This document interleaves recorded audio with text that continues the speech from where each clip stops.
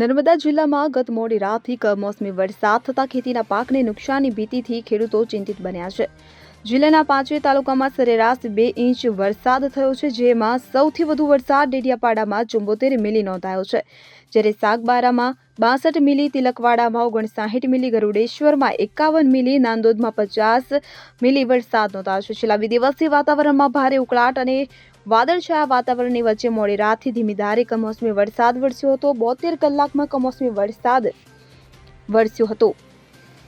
72 કલાકમાં કમોસમી વરસાદની આગાહી સાચી ઠરી હતી અને ખાસ કરીને કપાસ તુવેરના પાકને નુકસાનની ભીતિ સેવાઈ રહી છે। કમોસમી વરસાદથી પાકને નુકસાન થવાની ભીતિથી નર્મદાનો જગતનો તાત ચિંતિત બન્યો છે। દીપક જગતાપ સાથે CN24 ન્યૂઝ રાજપીપળા। હવે જુઓ દેશ દુનિયાની તમામ ખબરો તમારી આંગળીના ટેરવે। ઉઠાવો મોબાઈલ અને Google Play Store પરથી ડાઉનલોડ કરો અમારી CN24 ન્યૂઝ મોબાઈલ એપ।